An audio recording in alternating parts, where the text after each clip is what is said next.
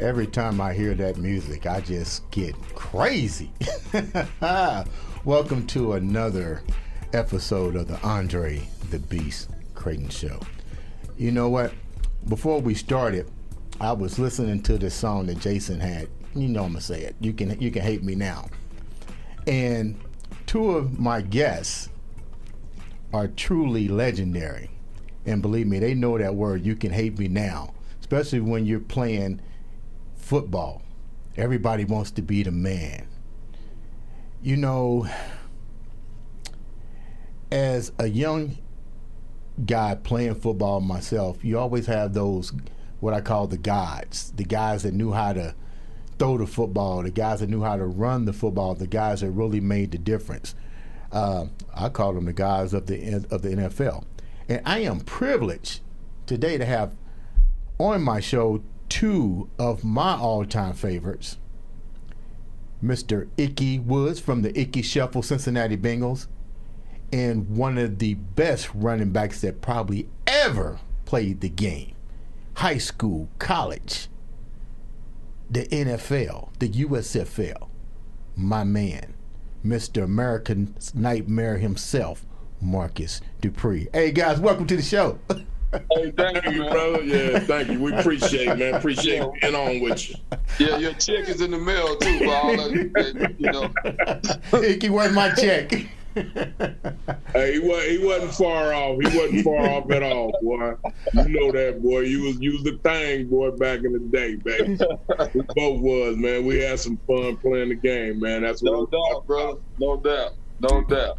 You know, I was telling these guys that the purpose of the show is that beast frame of mind, and I'm always looking for entertaining guests, but not just entertaining guests, but guests that have overcome adversity and still to this day is making a difference, not only in their own careers and their own families, but impacting the masses. And let's start with you, Ickey. I mean, you're from California.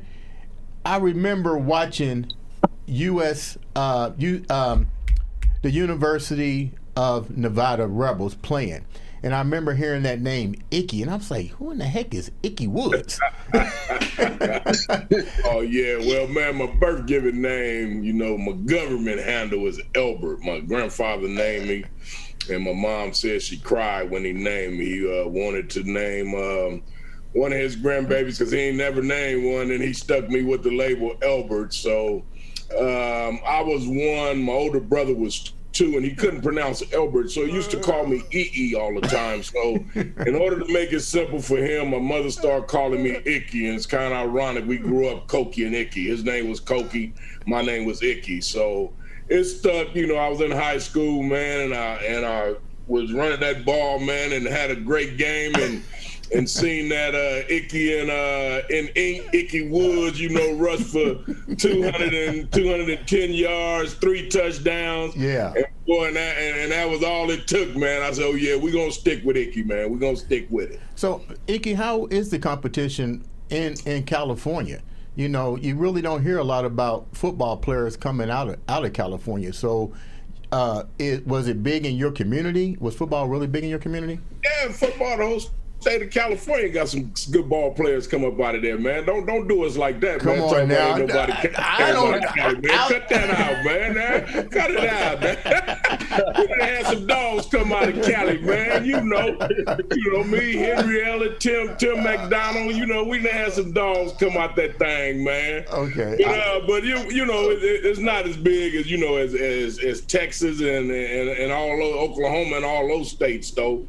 They do football year round. You know, football is starting to be a year round thing anyway. Right. But yeah, man, we had a couple of dogs come out of there. Randall Cunningham is from California too, man. So we had a few few come out of there and grace their presence in the NFL. So it's a good thing. Sam Bam, Cunningham, Marcus Allen. Yeah. Niggas from Cali, man. So we had a few guys come up from out that way, man. But it's football is all around sport, man, and you get them from all walks of life, man, from every corner of the country, man, because kids love to play that game, man. And us growing up, man, that was our way out, man. Our way to get out of the ghetto, the poverty, man. And we was blessed. At least I was blessed with the talent to play football, and I was able to do something with it and get myself out of the situation. Was your family real supportive of you playing football? Did you have a supporting cast? Yeah, I had a supporting cast, and I had a lot of prayers, man. Cause I was a hard head thing coming up, man. I dabbled a little bit in trying to do that gang thing, selling drugs, and man, because it was what I knew, man. And, it was the environment that I grew up in, and we all try to cater to that environment that we in, man, to try to get out. And like I said, I was fortunate enough to be blessed with the talent to play football, and and that got me out of my situation. I was able to go off to college, to UNLV, and my senior year ended up leading the nation in rushing and was the first player taken in the second round by the Cincinnati Bengals, man. So I was one of the fortunate ones to get out, and and I try to go back and talk to the kids and let them know that there is a different way than what they see on a day-to-day basis. What was the light that clicked that you said you naturally was got involved in gang activity, the drugs? When was the moment that light clicked and you say, there has to be something better for me out here? Well, it was when my best homie got killed, man. I was going into my senior year, and a guy by the name of Andre Horn, which is like a brother to me, man. And to be honest with you, bro, I was getting ready to quit school, man, and dabble a little bit in the game, man. And my boy got shot 19 times, and they cut his throat. And I said, no, that ain't the way for me. So I went and did the football thing, and then I had a new running back coach come in by the name of John Montgomery, showed me that he cared about me as a human being and not just a football player. And we were able to went in and sat down and talked to him, and he just asked me a simple question. He said, "Son, do you want to play in the NFL one day?" And I was like, "Yeah, of course I do." I said, "What college player don't want to play in the NFL?" Right. He said, "Well, I tell you what, son, you give me 110% and you do everything I tell you to do, I guarantee you be a first and second round draft choice." And I looked at this guy like, man, this guy I just met this guy. I don't know this guy from Adam. But I said, what you got to lose, man? You got 1 year left. Just you tried it your way for the last 3 years. It didn't work. Let's try something else.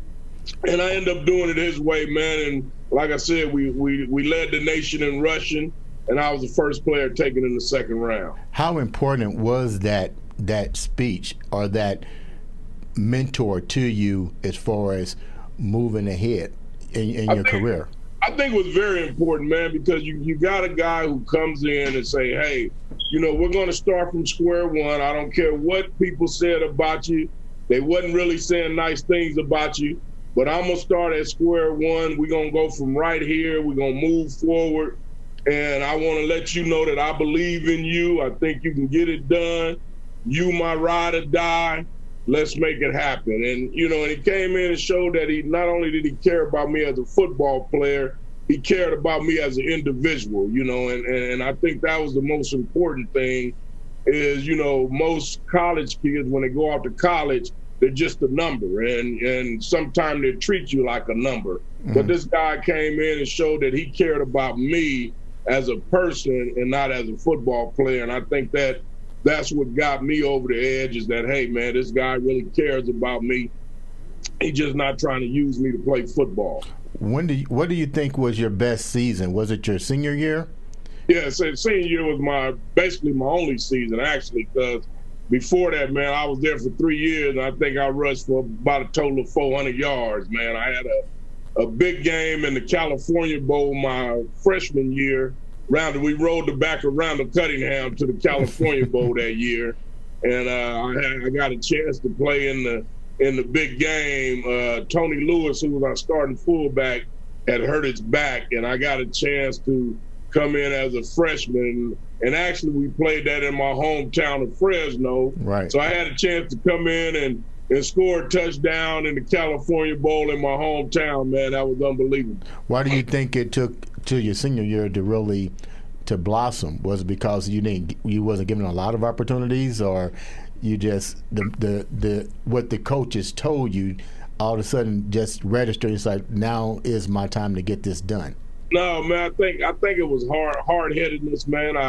I was trying to do shit my way, and so, excuse my language. I was trying to do stuff my way instead of their way, man. So it was it took me a while to understand that, you know, you can't do it your way. You got to do it their way, because if you don't do it their way, you're not gonna play. So it took me to my senior year to understand that, you know, I was still thugging, man, and I hadn't made my mind up yet that I really wanted to be a football player. I knew I could play football. I was a thug playing football. I wasn't a football player trying to be a thug, you know. So when I finally, you know, got my head on straight, and like I said, with my homeboy being killed, man, it kind of let me know that the thug life wasn't for me. It was time for me to buckle it down and, you know, take the football thing serious. Marcus, can you relate to any of the stuff that Ickey's talking about? Oh, no doubt, man. You know, you see tons of kids today probably go through. I mean, most athletes go through the same thing, especially, like you say, he was thugging out there. You got kids nowadays, and being from hard time Mississippi, bro, we trying to make it. We trying to figure out a way how to get out of our situation. I mean, you got tons of athletes that come out of Mississippi. At one time, we were rated the number one, I guess, for the population, the capital. We had the most NFL players that are from Mississippi per capita. I mean, I got 60 guys living around me right now that are ex-NFL players that live around my neighborhood right now. So I can feel where he's coming from. I understand it. I preach that same situation to my grandkids that are being recruited right now.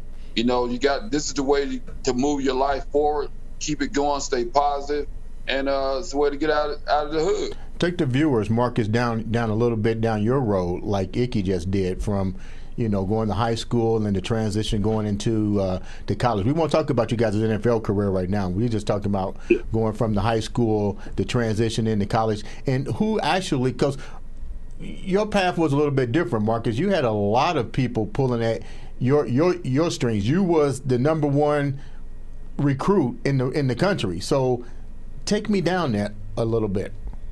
Well, you know,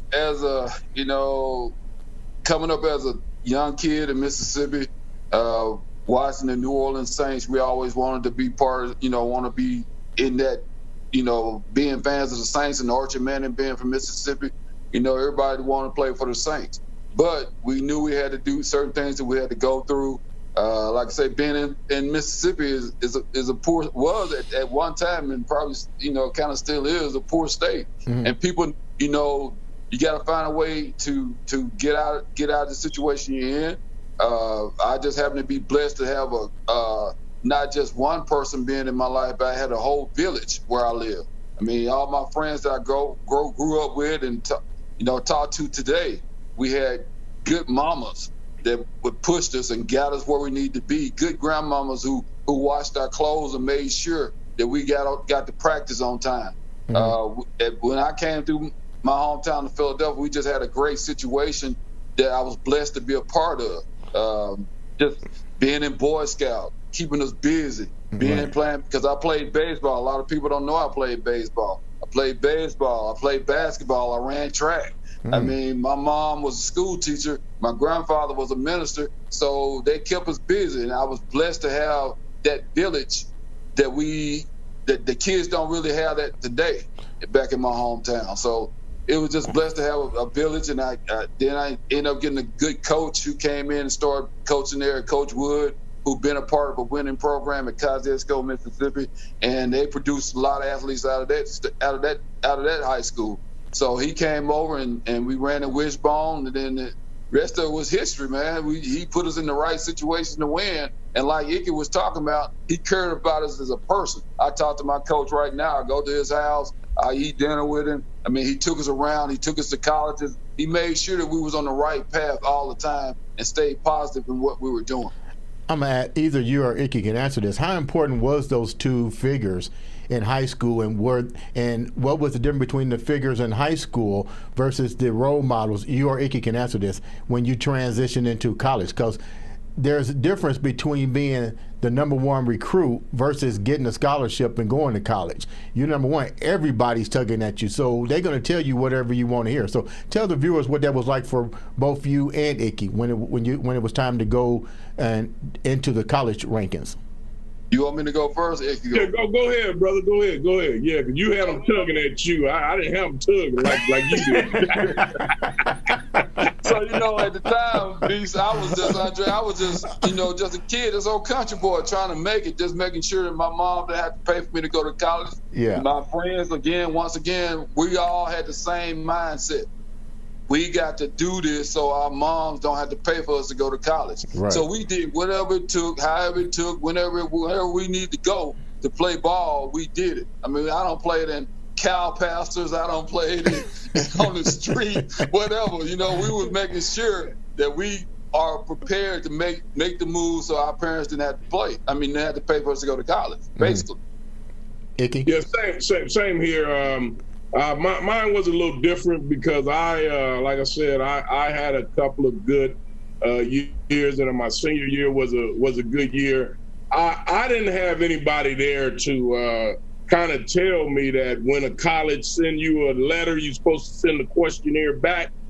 So I had a whole box full of questionnaires that I never sent back to any colleges. I would go and get my box and look at all these schools sending me the questionnaire, and nobody told me that I had to send those back to let those schools know that I was interested in maybe coming there. But I did have I actually wanted to go to Fresno State, which is my hometown, the college in my hometown. But the head coach at the time wasn't giving in-town kids scholarship, and so UNLV came in and they recruited me very heavily, and then when I went to the trip to Vegas, baby, I was sold, man. This is where I'm going right here, boy. They showed the brother a nice time, and I was actually able to get down there. And, as you go and you learn, you learn what not to do and what you can do.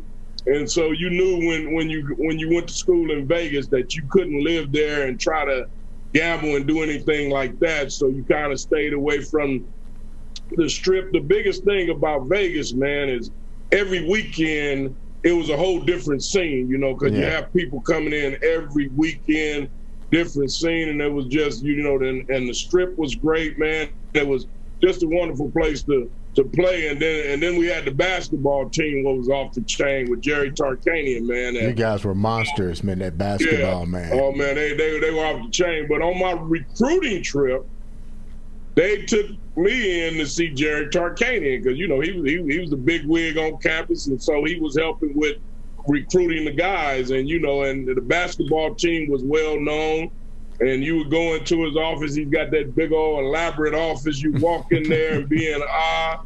And then he'd say, son, we trying to build a football program here, and we want you to be a part of that. Yeah. And, when he said that, man, I'm sold. Okay, let's make it happen, baby. Let's make it happen. So it was a fun time, man, to go there, and was there for 4 years. And like I said, was fortunate enough my senior year to lead the nation in rushing and be able to make it to the NFL. Marcus, you also shared some of the same tragedies that Ickey just had, the loss of a good friend that kind of changed and impacted your life as well. Can you share with us a little bit about that struggle that you went through? Well, when I was going to, you talking about lately or? No, when you guys were going, before your transition or into college, I think we talked about it a little bit. You had lost one of your good friends. Well, that was this past year. Now, it wasn't back, I didn't lose anybody when we came through high school and in the college. That was just like last year with my best friend that we grew up from the neighborhood. Okay. But I'm like Ickey. When I went to Oklahoma, I was doing all these trips, going everywhere, being the #1 player in the country. I'm still a naive country boy. I'm just glad to be on the team, glad to be part of what we're doing, glad to be in the just in the number. Mm-hmm. And at the time, I still didn't realize I was the #1 player in the country. I was just, like, at the end of the day, making sure my mom didn't have to pay for me to go to school. That's all that mattered to me. When I went to Oklahoma, went to Texas, all I'm going to tell you is the same thing. But what stuck out to me about Oklahoma, because at that time they had a black quarterback. And Jamel Holloway? I always watched that. They had J.C. Watts. Before that was Thomas Lott. I looked at that part because black quarterbacks wasn't really mentioned back then. Mm-hmm. And so the opportunity to be able to come and play at the University of Oklahoma and be a part of Coach Switzer even had that swag. You know, he was talking that crap, and we'll put a half 100 on you. You keep on playing around with us at halftime. He could relate to a lot of the black players. He grew up around black people, so that kind of brought me to Oklahoma, just being a part of that tradition too. Marcus, when you realize that you are the #1 player, the #1 recruit, when did it click and what happened? How did you change? Hey, bro, it never did click. Really? I'm telling you, I always felt like I had something to prove. I always felt like every day I got to get better. I went to Oklahoma so I could find out how good I could be. Right. I wanted to play with other talented people. I wanted to be pushed. I went to Oklahoma. They had 10 running backs ahead of me, and so most of the time freshmen at that time didn't even make the team. They didn't even play on the. You had the red shirt. Right. So I was gonna make up my mind. The first scrimmage against we had a scrimmage. The first 2 weeks there we had a scrimmage, and I'm 14 tailback. So I'm going against the #1 defense in the country at that time. I said, well, if I can run against these boys, I know I can play. And I think I had like 9 carries, 150 yards against the first team defense. Oh, I said, oh yeah, I can play in this league. Let's go. Oh yeah.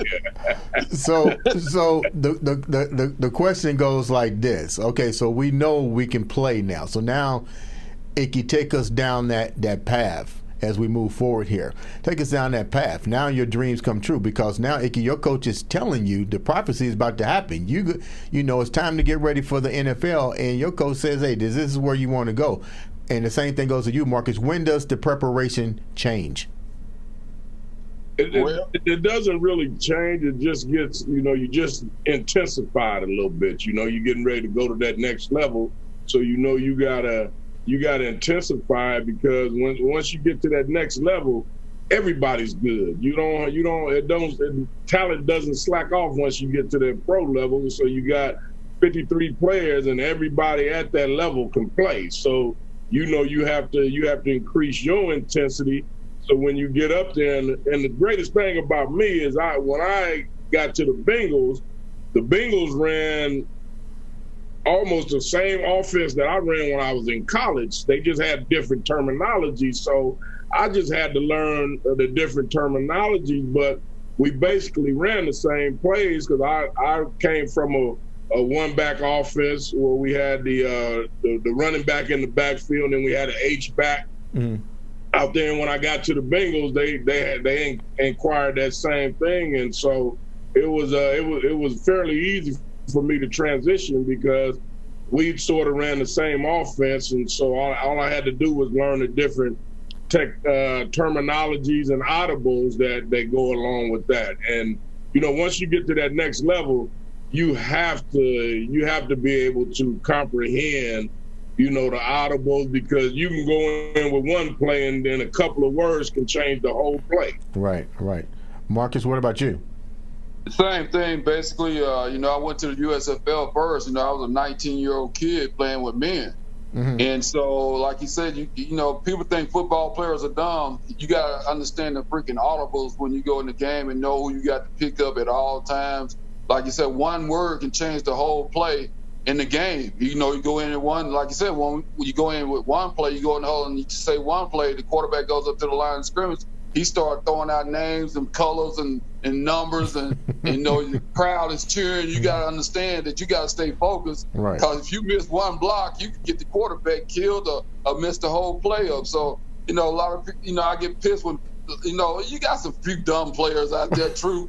But, to be a football player, you got to have some doggone smarts about you, especially when you move up to the league, to the NFL or the USFL or the CFL. You can't be sitting like a knot on a log. You got to understand what's going on at all times. Now, and that's why you see a lot of talented players who really didn't get to touch the field because they couldn't comprehend, man. They couldn't catch the audibles. That reminds me of a kid we had down here in Cincinnati, Reggie Rimber. You remember the wide receiver out of West Virginia? Yeah. I mean, just a specimen of a receiver, man, but he didn't get a chance to really touch the field because he couldn't get the terminology and the audibles and everything. So he was out there and they would audible to a different play, and he'd still run the play that was called in a huddle. So, so there was a lot of talented guys who just didn't touch the field because they didn't have the capacity to comprehend what was going on. And, football players are not dumb. We do have some, but for the most part, you got to have some intelligence to play the game. No doubt. And that's what Ickey, I scouted with the Redskins and scouted in the CFL, and I always got people coming up to me, but why this kid didn't get drafted? Why this person didn't get drafted? And I always tell them it's always a reason why they don't get drafted. It's always a reason why that kid doesn't start on Sunday or Saturday, because you guys don't see, most people don't see the practice during the week. And if the kid can't think or comprehend, like you said, he ain't stepping on the field. And but like I said, it's always a reason why a kid don't get drafted or a kid is not playing. So I tell a lot of parents that you just can't look on Saturday or Sunday. You got to understand the preparation going on during the week. On the week, right. Mm-hmm. So let me ask you guys a question. We talking about the NFL. Ickey, you were setting the trend as far as statements after touchdowns, long before there was a prime time and so forth. Jason, show that clip. Tell me how this came about. This Ickey shuffle. Ickey Woods with his second touchdown of the day. Man, I tell you, man, I was sitting at home, and I had flew my mom in for a game against the Cleveland Browns, man. And at the time, my two oldest kids were 5 and 2. Right. And I just got up, man, and I started acting silly. And I was like, Mom, if I score tomorrow, this is what I'm going to do. She's like, boy, you bet not do that. I said, Mom, I got to. So it just started off where I just jumped in the air, man, just kind of put my hands in between my legs like that. And Ricky Dixon, who was our first-round draft choice, he was like, Woods, what was that? I said, oh, Rick, that was my celebration dance. He was like, man, that stuff was whack. I was like, what you mean whack, Rick? He's like, yeah, man, that was whack. I said, so what you think I ought to do, Rick? You think I ought to put some steps to it, man? He was like, yeah, it put some steps to it. So, man, the whole week I'm thinking, what can I do? What can I do? And then 5 minutes before it was time to go out and get warm up, the shit just hit me. I said, Rick, check this out. This is what I'm gonna do today if I score. I'm gonna go 1, 2, 3, 1, 2, 3, 1, 2, 3, and I'm gonna hop back 3 times and spike the ball. He was like, oh yeah, man, that's gonna be live. That's gonna be live. And I tell everybody, man, I was fortunate enough to be in the right place at the right time. We were winning ball games, and we ended up making it to the Super Bowl that year, man. I think that's really one of the main reasons that it caught on. Because if I was on a losing team, it probably would have never caught on. I was just, by the grace of God, in the right place at the right time, and it just it just took off, man. It just took off. I never in my wildest dreams did I think that thing was going to take off the way it did, man. I was just trying to find something to do for our home crowd. If you go back and look at all the ones that I did, it was always in the jungle, man. I never did it away from home because it was for our crowd, So, Ickey, what made you decide to stay in Cincinnati? I mean, clearly you're an icon in Cincinnati, but what was some of the main reason that you decided to make Cincinnati your home? Well, like I said, I'm from California, man, and the cost of living, man, is crazy there. But at the time that I was released, though, from the Bengals, Cincinnati was the #1 place to raise a family, and at that time, I was married with 4 kids, and the opportunities here were a lot more lucrative for me here because I played here. So we just decided to stay put, man. I looked at going back to California, man, but at the time that I did that, I think taxes were like 11%, right? And I could get a $250,000 home here that cost me a meal and a half in California. So I said I got more bang for my buck here in Ohio, man. So I just decided to stay.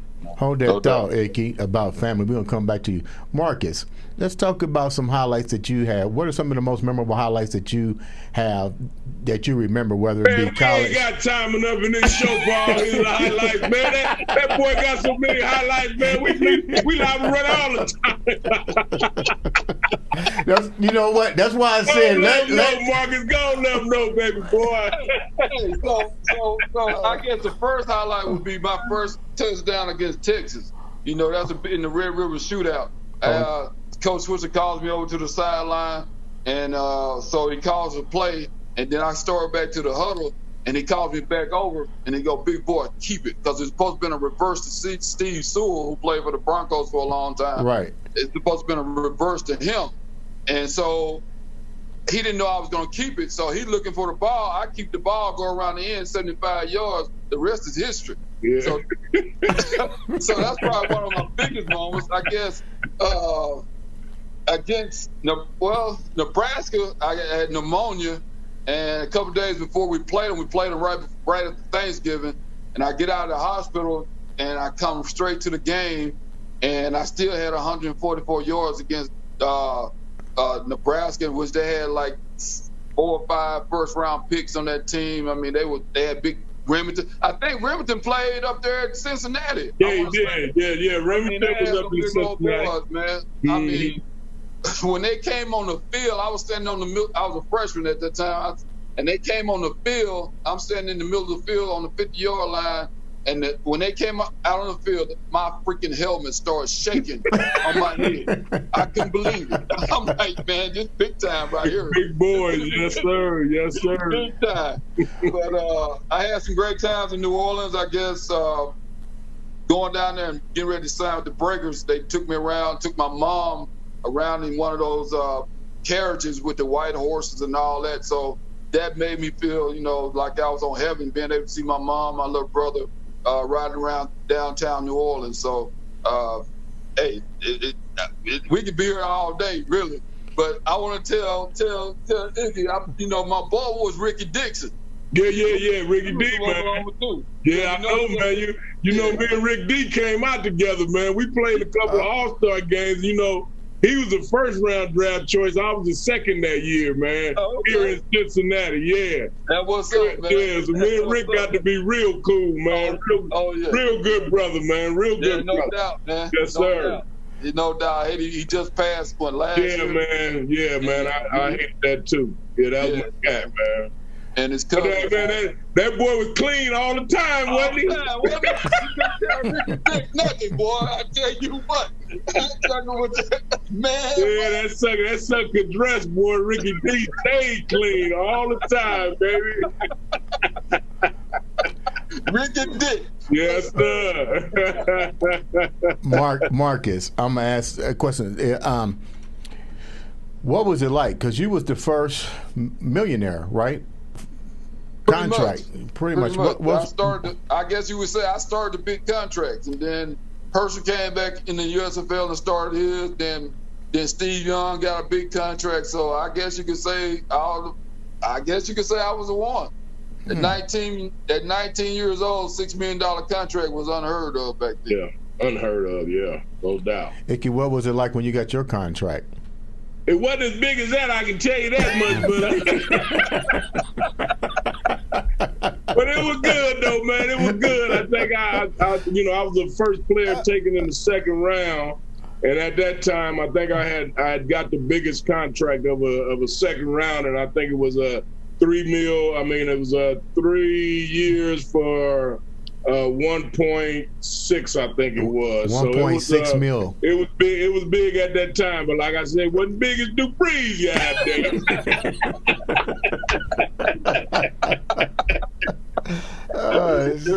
Hey, but you know they bring it back. They say they bringing the USFL back. Fox Oh, is that right? Okay.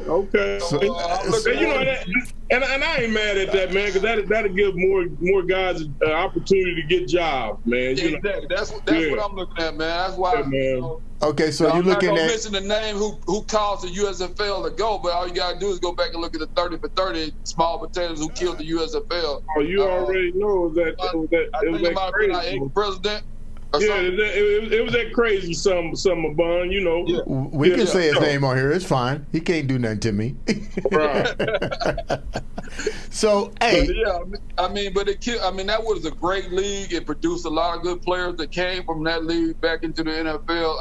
I was hoping maybe it will, and maybe I might be just talking out of turn, but I think if the NFL put some money into the USFL, I think it can be like a AAA team.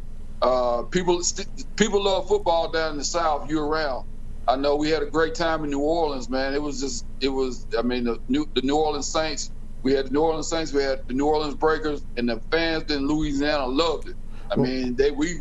We average about 45 to 50,000 people every game. Well, what about USF Europe, the Europe League? Well, people in Europe, they like football, but they ain't gonna like it like they do over here in the United States. Right. And that was a long way. Most of the people over there probably didn't even know who those players were. So you keep it in the United States where people are recognizable. The families are gonna show up. The fans from the colleges are gonna show up, and I just think you keep it here in the United States. I think it'll be better. I didn't think NFL. I know what they were trying to do, probably trying to get a team over in Europe, but that still didn't make sense to me. All right, we're gonna wrap up pretty soon. There's like a few more questions to ask. I'm gonna go back to Ickey.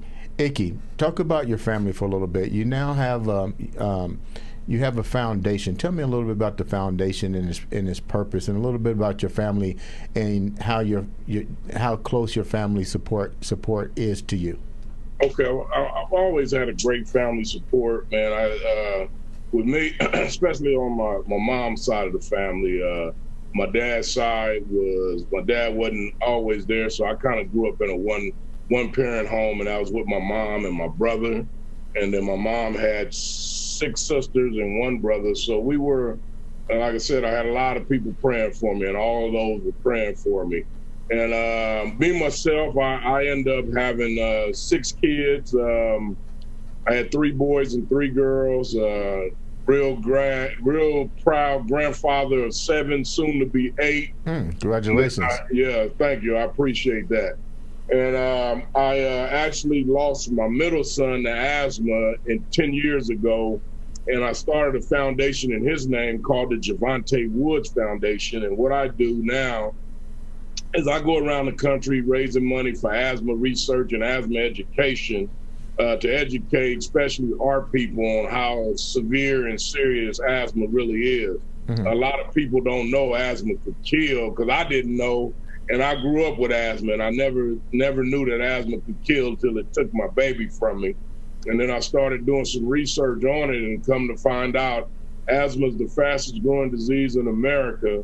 Since 1980, asthma has risen 80% in the kids from the age of being born to the age 19. And a real alarming statistic that just kind of blew me out the water is that 11 people a day die from asthma. And I couldn't understand that. And so we started the foundation, hopefully one day to find a cure. If not to find a cure, hopefully find a better way to treat asthma, so we're not losing so many people. But it's been a adventure, and we're still working hard every day. It's been rough, not only for me, but I guess for everybody, since we went through this pandemic, man. We wasn't able to do fundraising because we wasn't able to do any social distancing and things of that nature. And that's how we do it a lot of our fundraisers by social gathering. Right. So hopefully that chapter is behind us and we can move forward and get back on track to raising money. And if you want to take a look at the foundation, it's Jovante, and that's spelled Jovante, woodsfoundation.org is the website. I think we got that put up in the background. Okay, cool. Yeah, cool. we got that put up in the background. So, Ickey, are you available for like public appearances and outside of the foundation? Yeah, and they can reach you at the same place. We're always willing to do personal appearances. Speak to kids, crowds. It don't matter. You just let me know what you need me to touch on, and we'll make it happen. Hey, I'm gonna tell the viewers this, and briefly.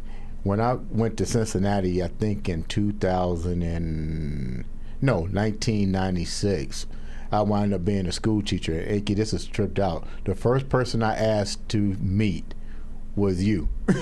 Okay. When I got to Cincinnati, I was like, "Hey, I don't want to see nobody but Ickey Woods." And everybody's like, "Oh, he's around. You'll see him." Oh yeah. Wasn't one to hide, man. So, what I can honestly say that I like about you is I followed your career. I remember your senior year. That's when I heard about you. I followed you, and I was like, man, this dude, I already knew you was going to go to the NFL. There was no questions about it. My thing is, I wish you had went to the Cowboys. How does that make you feel that if you had to go to a team, and I'm going to ask Marcus this too, what team did you really want to go to? When you got that chance to go to the NFL, you don't have a choice on who picks you, but you know who you want to go to. Oh yeah, man. I'm a diehard Raider fan, man. Okay. I grew up on the Raiders, being from California, man. So I actually wanted to go to the Raiders, man, and I thought they were going to take me. Or well, if the Bengals wouldn't have took me to, I think they had like 4 picks after the Bengals. If the Bengals wouldn't have took me at the 31st, they were going to take me like 35 or 36, and then I actually thought I was going to the Bears, but they took Brad Mustard out of Stanford. Yeah, I remember him. Marcus, what about you? What team did you want to go to? Did we lose him? Yeah, I think we lost. He said he was a big Saints fan coming up. Oh, okay. So everybody wanted to be a Saints back where he was from. So I think he probably wanted to be a Saint. He probably chimed back in here. Probably just lost connection. So, Ickey, with the foundation and your son, have there been any research done, any advancements in the asthma quest? It's getting better, man. We're they are starting to have more preventive type measures where they have some medicine that once you get it under control, you can take this medicine and to kind of keep it preventative, kind of keep it under control. So they're in the process of getting that together, and then they have spacers and things that we try to go to our community and. People who can't afford the medicine or the spacers, we try to provide that for them as well. During the pandemic, there's been a lot of, like you said, problems that we're facing, from racial tension to healthcare to you name it, it's out there. What would you do different to help soothe, or what words of comfort could you give the people right now, now that we are able to go back out and socialize? Is there any positive things you can tell people right now? I think the most important thing, my brother, is education. If we can educate people on, what to do in a certain situation, or, what to look for and what they can do in case something happened. Most people don't know. Right. And if you don't know and you're not educated about what to do, you can lose somebody, right there in front of your face, man. So, and I think that's the most important thing is getting out and educating, people in general, but our people more frequently, man, because we just don't know. Ickey, I'm going to ask you one last question. Leave something very vital to the community and to the world as we move forward into 2021. I would say, man, it's just, it's going to be hard, but just love the next person, man, and just try to encourage and uplift people, man. We got too much hate in the world going on right now. We're so divided as a race and culture, black against white, Orientals against whites, Orientals against black. We just not, they call us the big melting pot, but we're not the big melting pot, man, because we got so much hate going on right now, brother. I think we just need to try to get away from the hate, man, and love each other and just be human about it, brother. That's all I can say to people, man. Just be a decent human being to everybody and treat everybody like you'd like to be treated. That sounds totally awesome.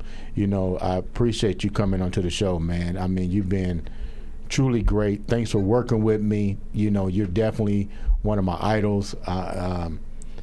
It's almost like, the power of prayer. If you put it out there, it happens. And I've always asked for the opportunity to meet you, to have you pretty much as one of my friends. And I'm really blessed that you allowed me the opportunity to interview you today on the show. Bro. It's all good, man. Anytime we can talk positive, man, and bring some light to the situation that's going on, brother, I'm all about that. I used to live in Cincy, though. I used to live in Beachmont. Oh, you was out in the Beachmont area, huh? Yeah. Okay. Yeah, I know exactly where you was at. Lived in Beachmont, and actually I was out there. I used to live out in Eastgate too. Real. I was actually a school teacher there. I was out there by the Eastgate Mall, man. I was out in that Beachmont area for a little bit too. Out there, Batavia area. Yeah. I used to train in Batavia, but I taught school in Ezra Charles over. Off of and St. Joseph's and I think it's called St. Monica's. Okay. So I was school teacher there for like five years, but I commuted every day from Minneapolis to Cincinnati. And everybody's like, you drive from back and forth? I was like, it's about the kids. That's like an hour and 15 minutes, ain't it? One way. Look, you're not in the car with me. Okay. Yeah. Well, you drive like me then. Yeah. We turned it about 50 minutes then. Yeah, I turned it down real quick. We'd like to thank Marcus. I'm sorry we lost him for being on the show. Too. I'm really glad I get to connect you two because I can see a lot of memories and so forth that you guys had. Definitely. So, Ickey, we're going to get off here, man. Why don't you shoot me his digits, man, so I can keep in contact with the brother. I will definitely do that. And you know what? We're going to have you back on the show. And I'll be in Cincinnati. We got to go eat some food in Cincinnati somewhere. Let's do it, brother. Let's do it. They got a gang of spots we can go, man. I know you had the Montgomery and ribs. I know you had them. Before we go, yeah, I've eaten there. They bought that here in Indianapolis. Oh, did they? Okay. But for some reason, they was bringing the food in fresh, and they couldn't keep up with it. And I think it lasted for less than a year. And I'm like, look. You need to really go to the Montgomery Inn that's in Cincinnati. You can't bring that to Indianapolis. Oh, yeah. With that said, ladies and gentlemen, this has been the one, the only Cincinnati Bengals, UNLV Rebel, Mr. Ickey Albert Woods on the Andre The Beast Show. Yes, sir. That's me, baby. Appreciate you, dog. All right. Thank you so much. All right, man. Have a good one. You too.